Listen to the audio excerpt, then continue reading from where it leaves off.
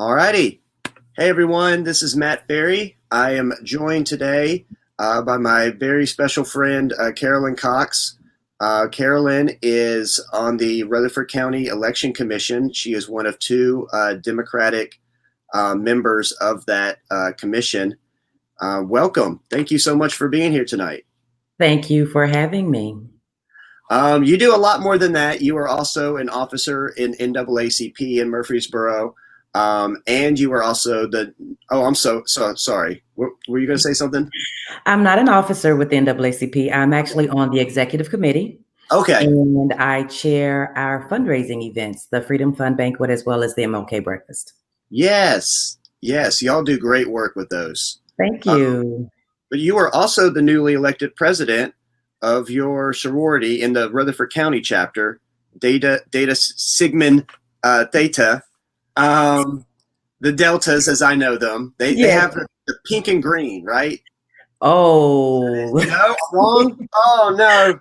Okay, we're going to help you out. I am the newly elected president of the Rutherford County Alumni Chapter of Delta Sigma Theta Sorority Incorporated here in Rutherford County. So, yes, I'm super excited about that. Awesome. And what are the things that y'all are trying to do this year? Are y'all trying to do anything in particular? I know. You know what?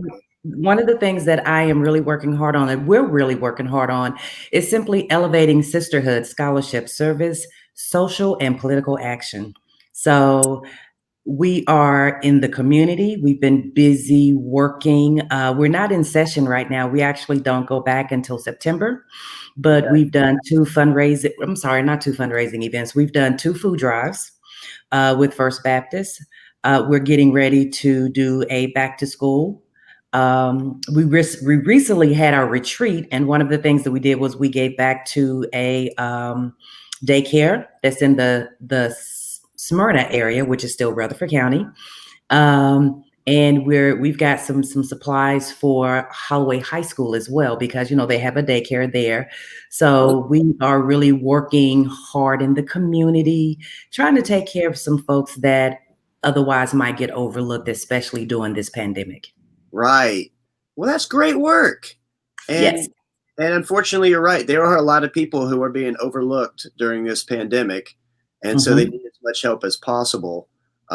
That's really great. Y'all are doing big things over there. Yes, busy.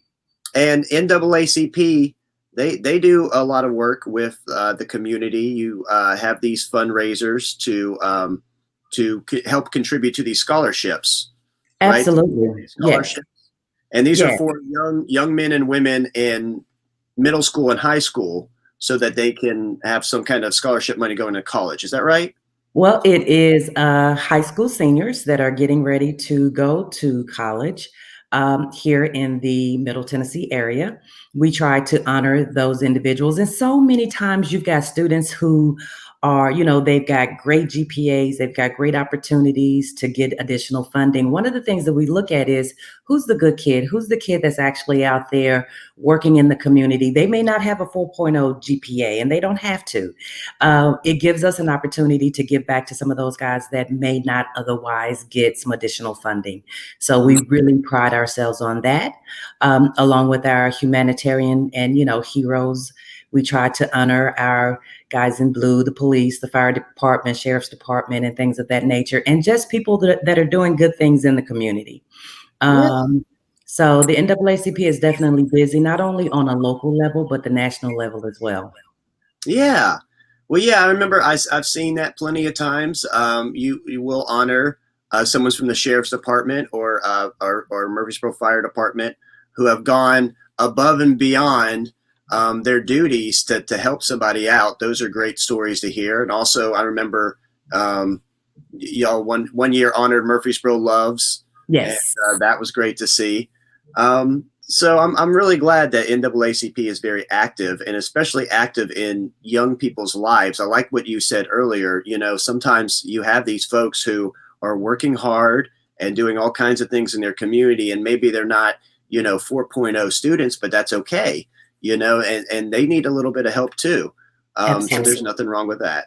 Yes. Well, that's really cool. And so you're also part of the Pyramid Foundation. Is that correct? Actually, am one of the founders of the Pyramid Foundation. I had to step down with that role, but those young ladies are doing an absolutely great job. Again, COVID has kind of put some things, halted some things, but that doesn't stop us from doing good work. Recently, before COVID, we were helping some students at Maplewood High School. We were doing a mentoring program there. We've had some roundtable discussions because every now and again, everybody just needs a little bit of help. Good talk therapy. And the Pyramid Foundation has done a really good job at that as well as giving back to the community. We typically hold a Shimmer and Shine New Year's Eve party every year. We'll see how that goes. You don't know what COVID is going to do. But as a former founder, and I'm really proud of the work that we've done with the Pyramid Foundation, and we've got more to come. Yeah, well, that's really neat. That's really cool. Is it like a student led organization? Is that The Pyramid Foundation, no, sir. It is a 501c3. okay? And it is currently, its board members includes business owners. We've got a psychologist that works with them. There is someone that's huge on technology. So we've got a really nice core group of ladies that have so much to give to the community. And we work in that capacity, or they work in that capacity, in order to make sure that the folks are taken care of as best we possibly can. And we're just helping one person at a time. Right. That's neat. That's really cool. Well, you stay busy. I I do. know you got a full time job on top of all that. But you are Yeah. also a Rutherford County. You are also a Rutherford County election commissioner, and I know there's a lot that entails in that. Rutherford County is a growing county, and y'all work hard to make sure that people can get their votes. I know that we're constantly in this kind of tug and war at times with the Republicans about what is working and what's not working. But it seems like the pilot program that happened last time around, 2018, where anyone could vote at any precinct in the county, is going to happen again this year. So, I mean, I'm assuming that was a big success. Absolutely. And the thing that I think that I like the most about that is that it really doesn't matter where you live.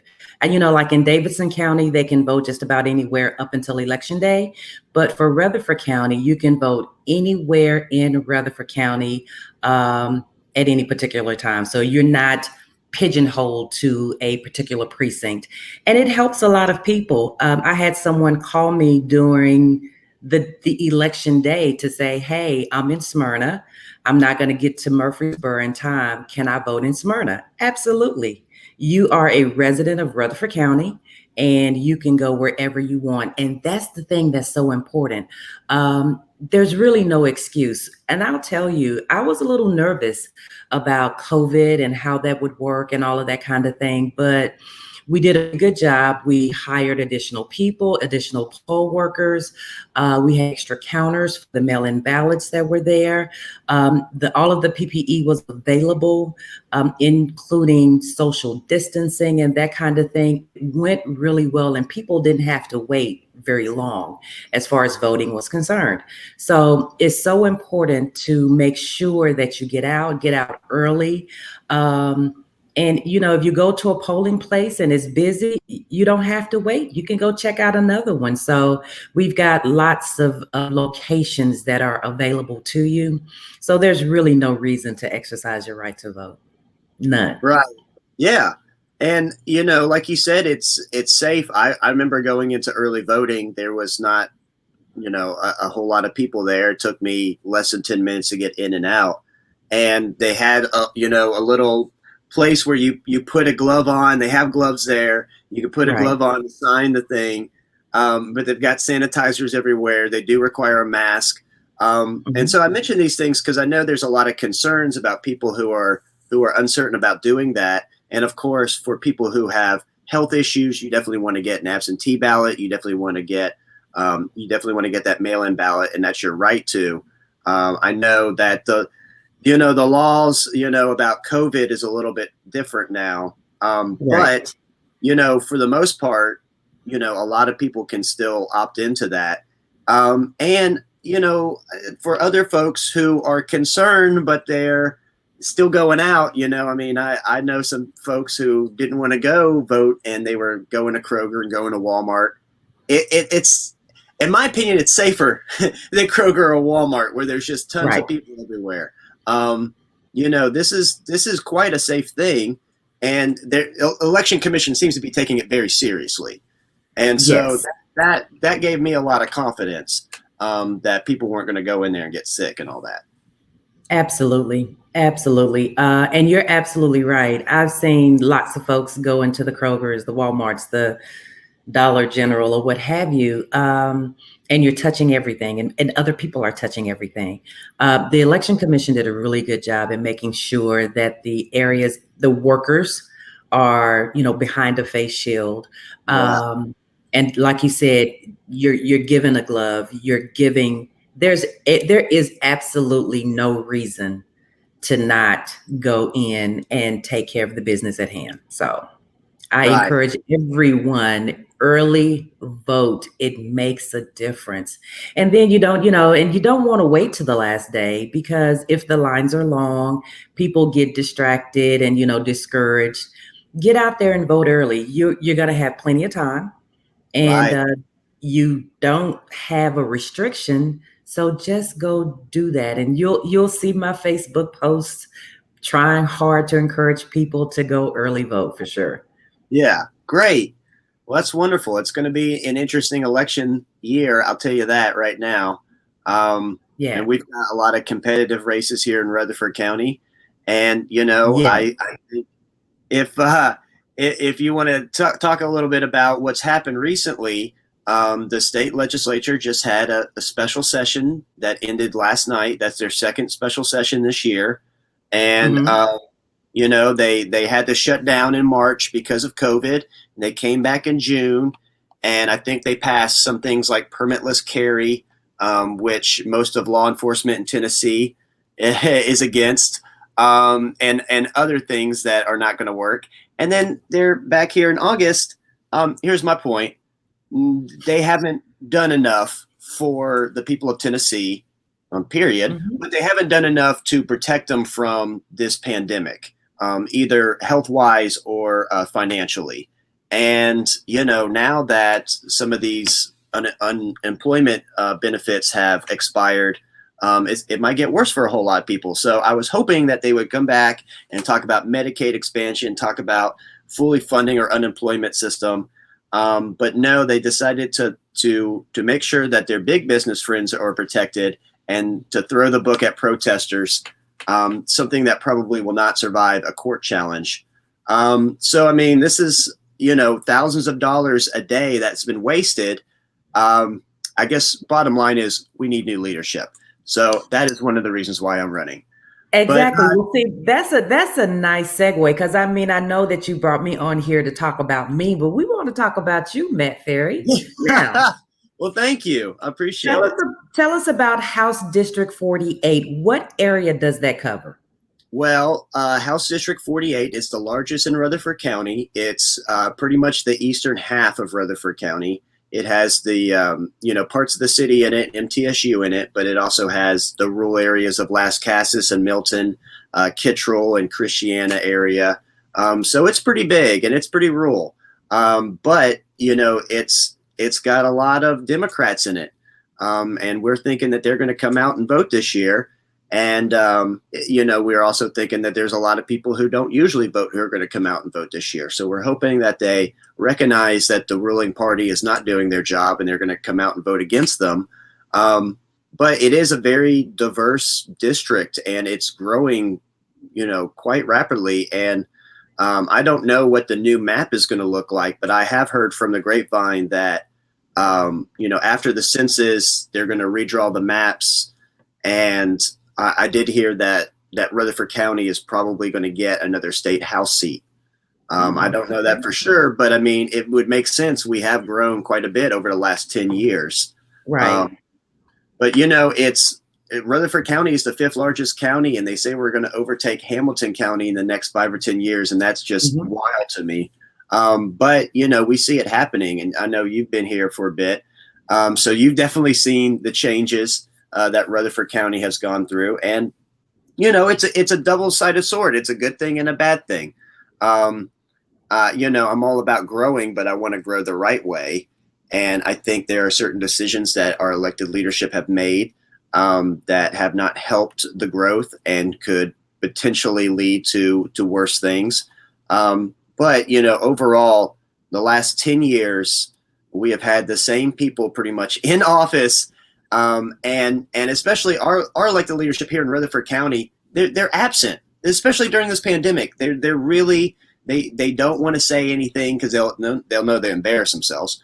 Um, but they are pretty much staying hidden right now, and we need our legislators to be very active, especially Mhm. during emergencies like this. Um, but those are some of the many reasons why I'm running. But like I said, it's a very interesting district, and it's very flippable. It's more flippable than people think. So if we Mhm. can get some Democrats out this year, we could flip this seat. So So, Matt, I'm just, let me ask you this. yeah, So, if I am a voter and I'm looking yes, at you and I'm going, why should I vote for this guy? Give me three good reasons why I should vote for Matt Ferry. okay.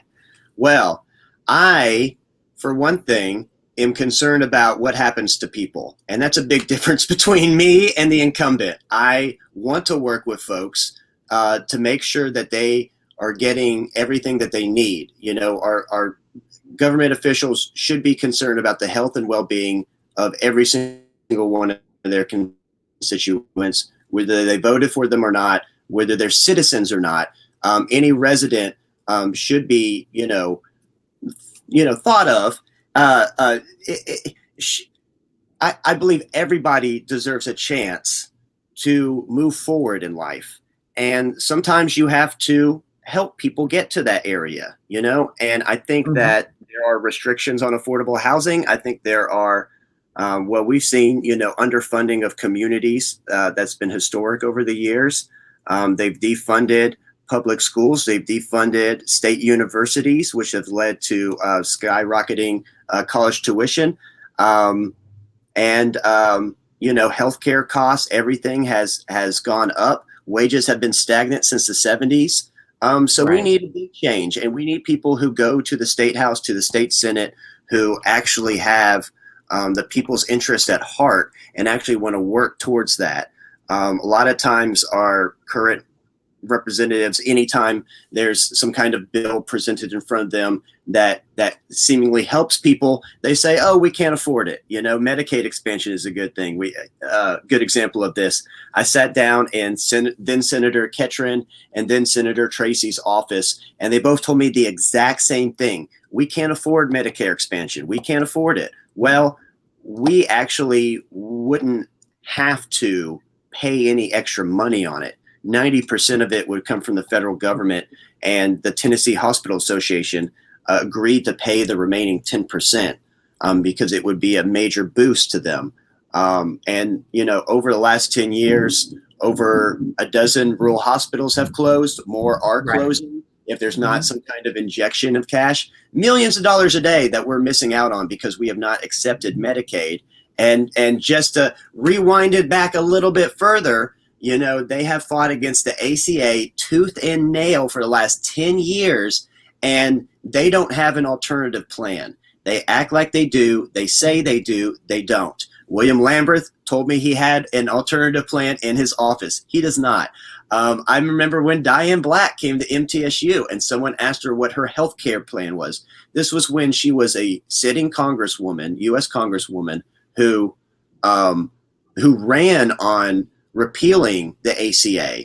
And they would say repeal and replace all the time, but they Right. had no plan. And when asked straight to her face, and just a note, she never really gets in front of people because of this. But when asked that question, she said pass. And I think it's absolutely unacceptable for a U.S. congressperson who's running on this and for so many years to say, oh, yeah, we have a plan, we have a plan, we have a plan. Finally, what's your plan? Oh, well, I don't have it right now. Oh, pass. We'll talk about it next time. We'll talk Mhm. about it after I get elected. Right. They keep punting this thing, and meanwhile, people are dying. And this was before COVID. The health rates in Tennessee are terrible. I remember actually, remote access medical. I don't know if you know what that is, but this doctor, it's Mhm. kind of like Doctors Without Borders, but this Okay. doctor from Knoxville set it up to go to Africa and to go to some other countries Mhm. that might need some help with medical stuff, and they would come in for like I forgot how long, and then leave, and he retired and moved back to Knoxville and realized that East Tennessee needed remote access Mhm. medical. So there's Mhm. something very wrong with that situation. And Right. so, I mean, I'm very sorry. I'm not answering your question very well. I realize that. Um, but, originally, I really didn't know who represented me in the state house, state senate. I really didn't know much about them. And when I Mhm. started to learn, I was really alarmed because not only are these people who couldn't care less about their constituents, but a lot of times they were frankly criminals who are up there, um, who are just interested in either ladder climbing or making sure that their business buddies are get those contracts so that they can get paid. So it's Mhm. really some dirty business that's going on in Nashville, and we really need the clean house. And I'm hoping that we can do that this year. But regardless, the fight will not be over in 2020. We are going to keep pushing in 22 and 24 and 26. And one thing that's going to happen in 2022 is all the county commission seats in Rutherford County are going to be up. Half of the county school board seats are going to be up. Half the city council seats are going to be up. So we Mhm. have another huge opportunity to get some new blood in there. So I'm a part of those recruiting efforts. And please, anyone who might be interested in those roles, please recruit yourself. I know you know a lot of very intelligent, talented women out there who we need to run. Um, but it is a hard thing. It's not easy to put yourself out there, but it is badly needed in Rutherford County. And just one more thing I want to touch on this is Rutherford County. We're such a big county now. Murfreesboro is so big now. We've tripled in size since I've been here. 25, 30 years ago, Mhm. um, and we still kind of act like we're a small town, and we're not that way anymore. And I think that mentality hurts us a lot of times when we think about bigger picture stuff. It definitely has hurt, I think, with the solid waste question. What are we going to do with this landfill, and are we going to keep expanding, or are we going to shut it down? And with the transportation issues, I mean, there's tons of people that live in Rutherford County that work in Nashville, and they are Mhm. ripping their hair out every day on that commute. And I we have, used to do the same thing. I worked yeah, in Metro Center, so yeah, that oh yeah, 45-minute drive turned into an hour and a half if the weather was bad, which kind of brings me to another question that I have for you. yeah, Now, you talked about helping to looking ahead. yes. Now, you also said that you were not aware of who certain people were, how things worked. How Yeah. do we get people involved and engaged in the political process to the point to where they at least know and understand what's going on? When you look at local government, people don't understand how that works. And when you don't understand how it works, then you don't really care much about it. But a lot of what happens in our city, in our state, in our county happens at the local level. And that's the thing that people don't get excited about. I mean, we get excited about Biden and Kamala. I'm excited about Yes. Biden and Kamala, but I'm also interested in what's going on in my city and understanding why we do some of the things that we do. So, with that being said, how do you think we can get people more engaged in the political process, especially at the local level? And What was my other question to you?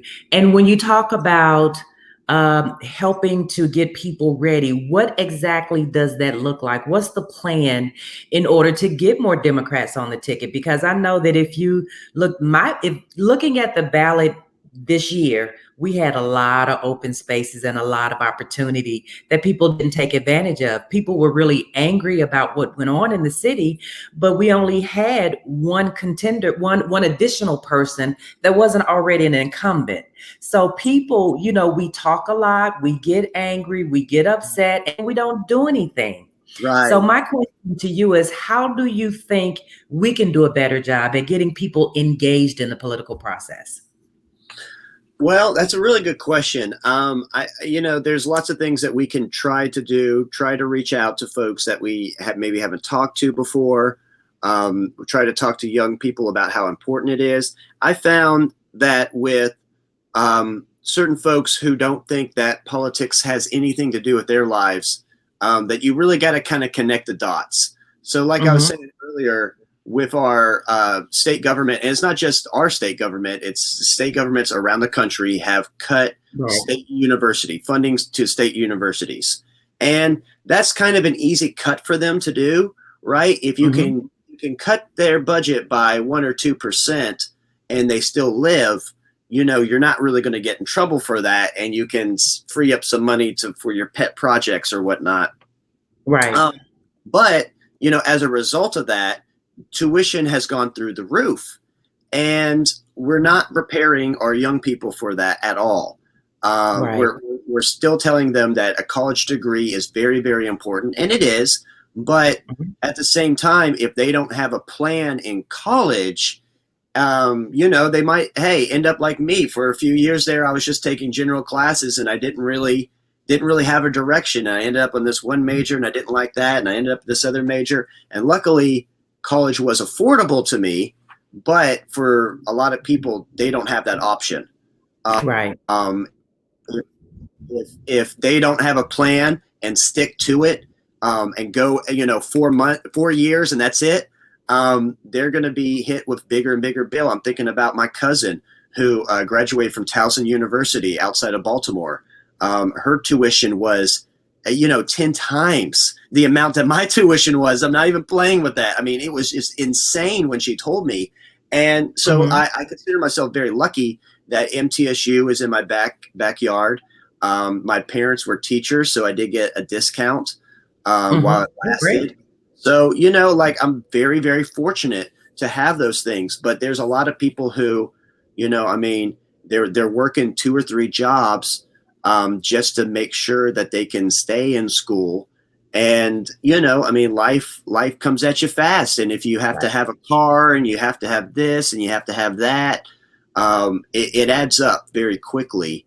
And then top it off, you go to some work that's not going to pay you hardly anything. um, Right. it's very hard for a lot of people, and you can understand why they might give up and quit and try something different. But we really do need to come up with a plan to help them.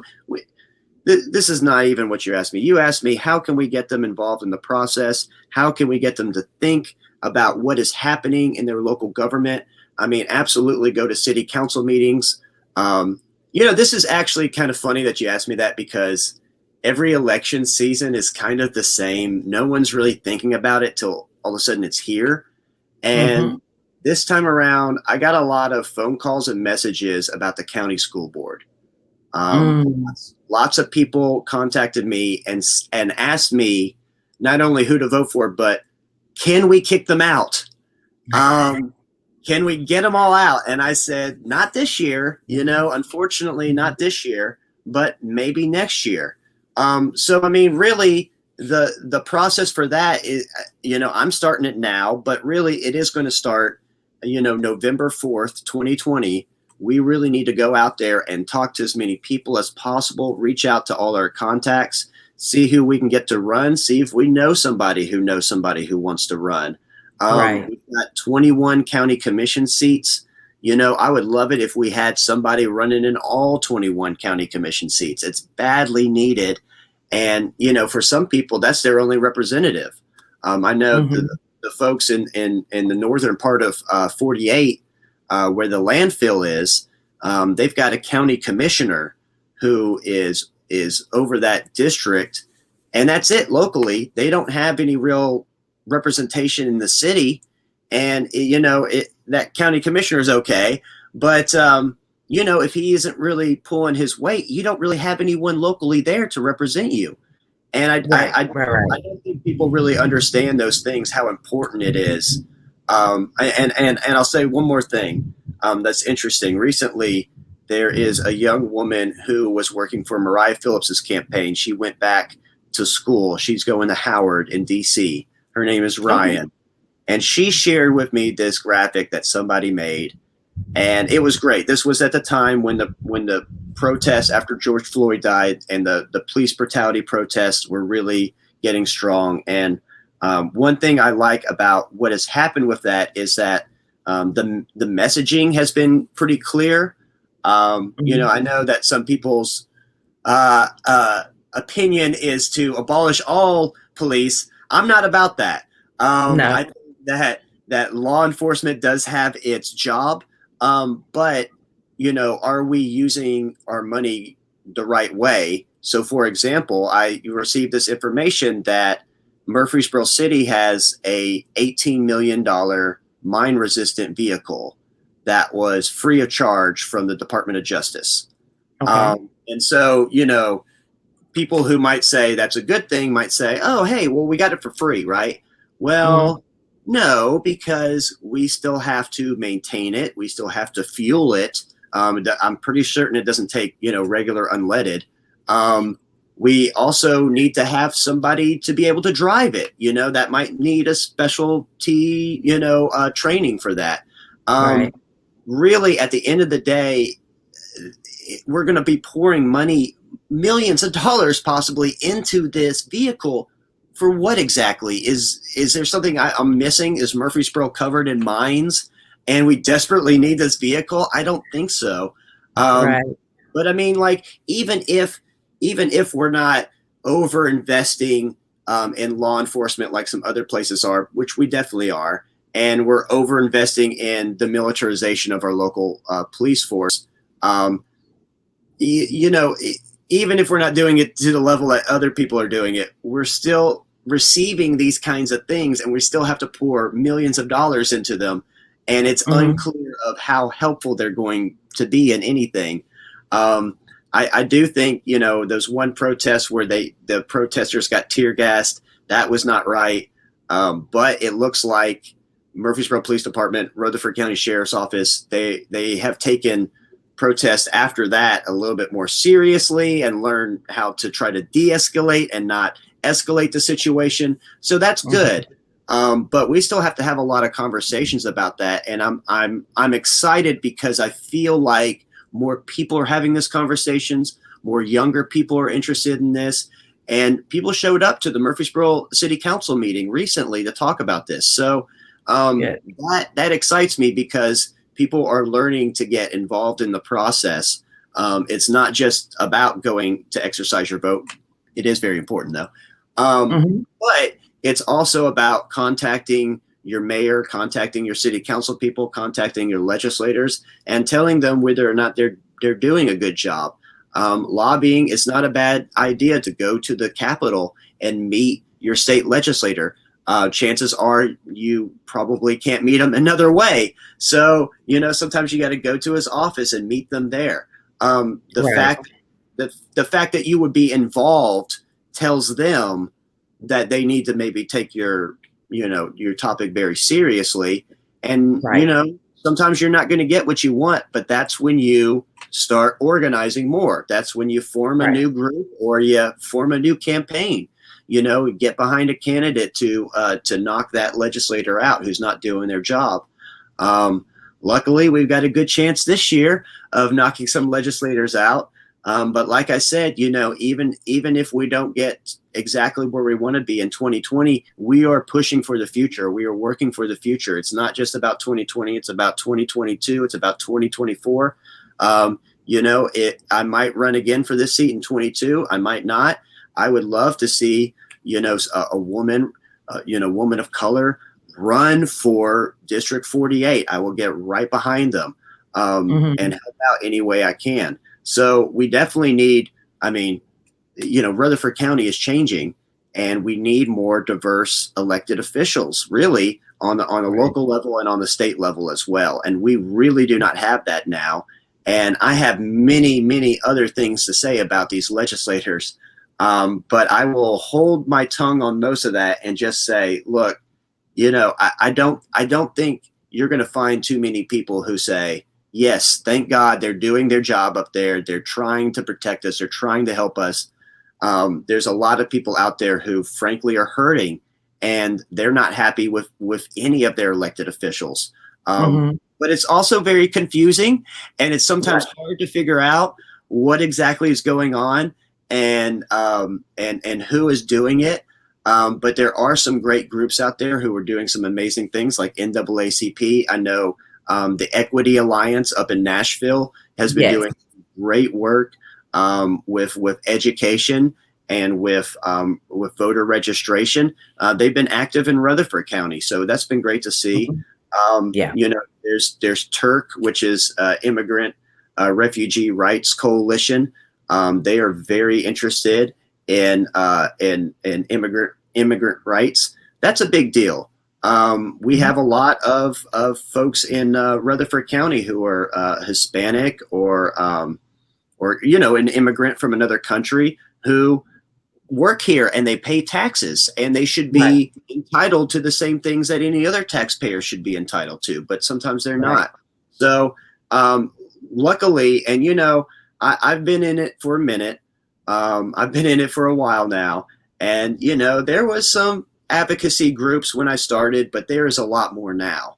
So that's very Mhm. encouraging to me. But actually, we need more in Murfreesboro and Rutherford County. And to those who think that we are a solid red county and that nothing's ever going to change that, let me just tell you, we're changing. We are Yeah. changing right now. We are a purple county, whether they want to see it or not. They're actually freaking out about it. But you know, it's going to happen, whether it's going to be this year or next couple of years. But Rutherford County is not just going to remain red forever. So anyway, there's Mhm. my rant of that. Did I answer your question? Okay. You did fine. Sorry. I'm sorry. I'm just Just ranting today. I'm so sorry. no, but it Um, it it actually shows your passion for what's happening and how you can actually help to make a difference, and that's the thing that really is important. And you're absolutely right. Right now, I think we're working in silos. I think that, if we all came together with these various groups, put together an agenda and just really worked that, whether it's getting people of color, and honestly, I just want a good candidate. I want a good candidate that mhm. can win, you Yeah. know. So I think that we could do a better job at vetting those individuals, getting those individuals prepared, getting behind them financially to make sure that they've got what it's going to take. I mean, and it's funny just talking to you when you said, we've got all these people here, but we still operate like a small city. And you're absolutely right. Just looking at the city council election, I was talking to some of my friends, and it's amazing how you've got one candidate who spent little to no money and got the most votes. But that guy is a staple in Murfreesboro. Everybody knows him.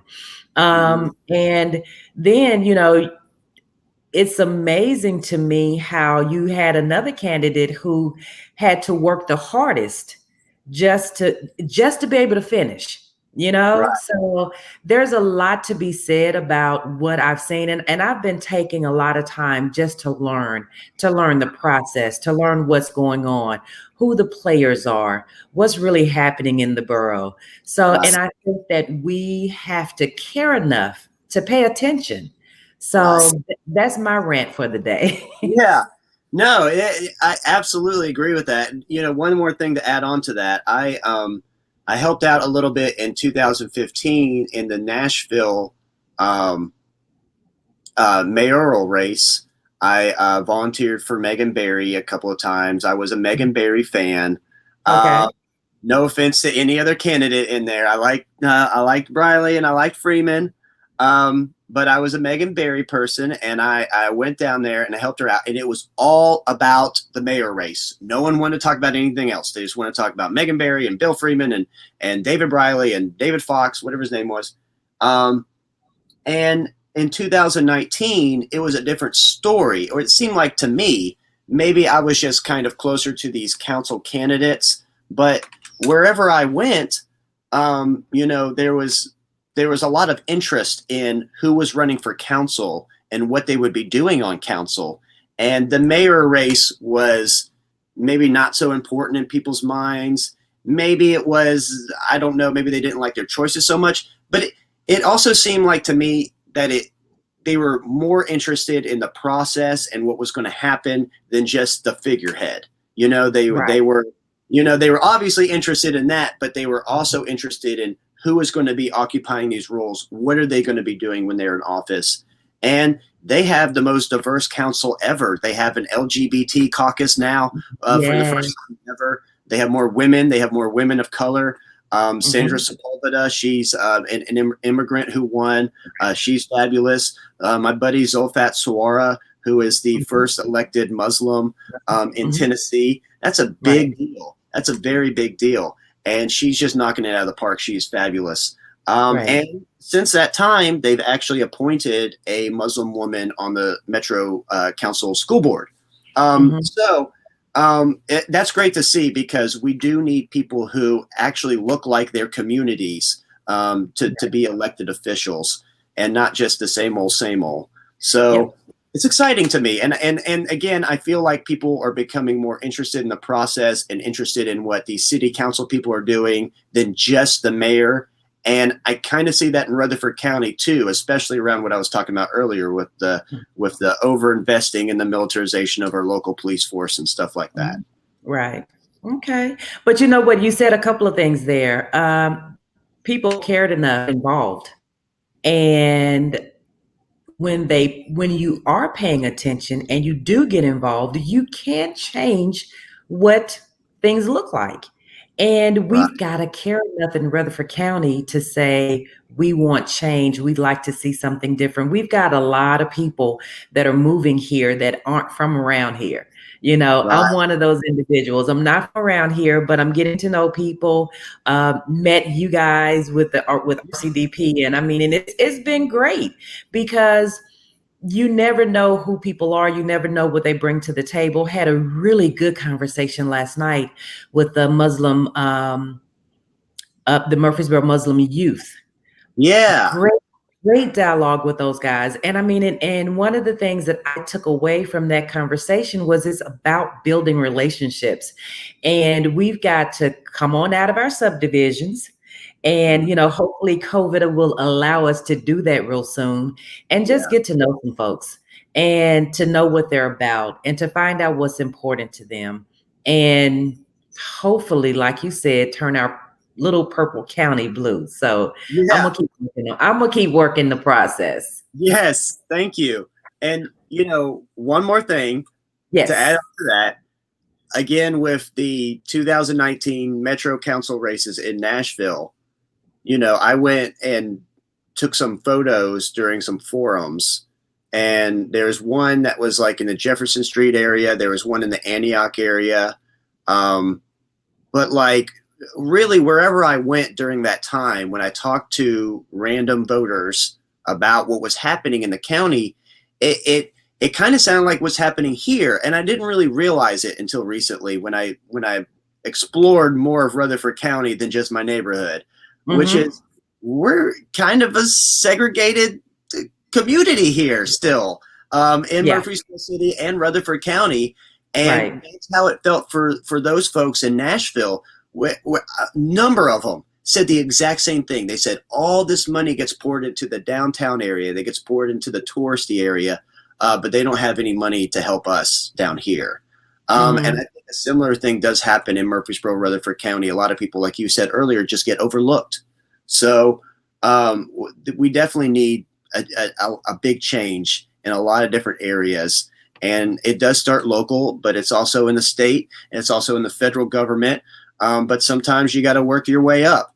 Luckily, Right. we've got some great candidates now, but to be perfectly honest, we're working with a shallow bench. So we do need some people to step up and Mhm. to take this seriously. And, something like a county commission race, you can win by 100 votes. You can win by a couple hundred votes. So, I mean, Mhm. they're a lot closer than people think. So, yeah, the time to recruit starts now. We'll probably hopefully when COVID subsides have some meetings where we can try to bring some people in and talk more about this. Okay. I'm sure we'll have more conversations about this. um, but thank you so much for joining me today. I appreciate it. Do you want to talk about anything else before we go? I know we're over the time limit at this point. I know you no, actually you are very welcome and I would, I love talking to you, Matt. So I we love can talking do to you. this anytime. Thank you so much. I really appreciate that. And thank you so much for working so hard on the Rutherford County Election Commission. I am so glad that you're on there. You and Judy Whitehill are doing fabulous work. So thank you so much. Keep us informed of what happens. I know we need poll workers, right? We need Right. more people to step up and be poll workers and absentee ballot counters and all that kind of stuff. So if you're interested in that, go to the Rutherford County Election Commission Yeah. website. So, And yeah, one last thing before we go. I simply want to thank you and the Rutherford County Democratic Party for the opportunity to have a seat at the table with the Election Commission. So thank you so very much. We'll continue to work hard for you guys and make sure that we're doing the right kinds of things. Okay. thank you so much. I appreciate All it. right. And thank you All for joining right. me today. It was a good conversation.